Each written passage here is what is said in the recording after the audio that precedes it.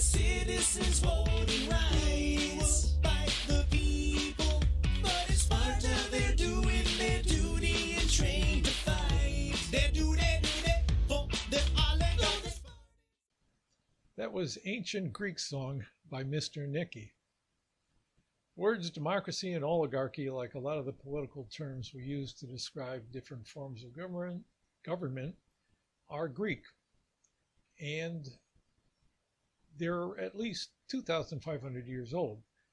Around 500 BC, the independent state of Athens, this is long before Greece became a nation state, most of the cities there were independent states of their own. Anyway, the state of Athens reorganized its government. Power had previously been held by a small network of wealthy families, and in this change, the territory was divided up into a lot of districts that were each small enough for the common citizens, excluding slaves and women and foreigners, for the common citizens to come together face to face and discuss public affairs and make decisions for themselves. These districts were called dames, and so we get our word democracy from the combination of dames, meaning a system where the people have power and can exercise it on their own, and the word and the suffix crassy, which refers to power, so power by the people.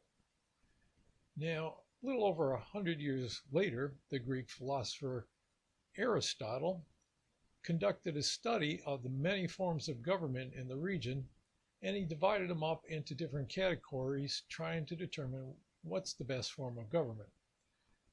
One of the basic distinctions he used is governments ruled by a single person, which he felt tended towards tyranny. Governments held by a small elite within the society, which he called oligarchy, the common term at the time.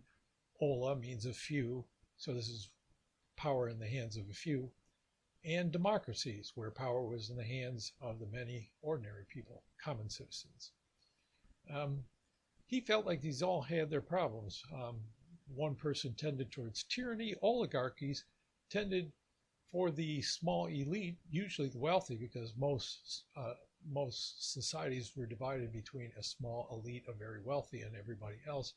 Aristotle felt that in oligarchies, the elite used their power to protect and expand their property at the expense of everyone else.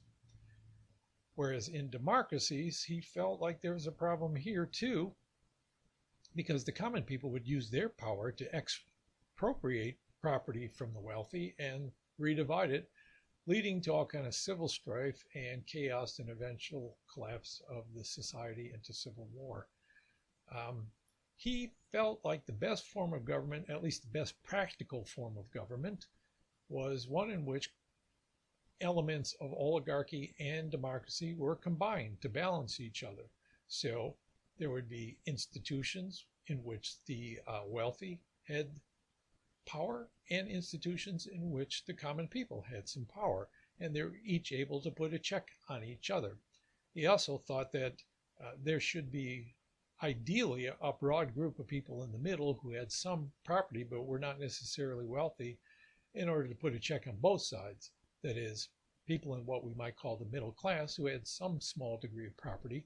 They'd want to protect property rights, and they'd also want to protect themselves and everyone else against some kind of oppressive rule by the very wealthy minority.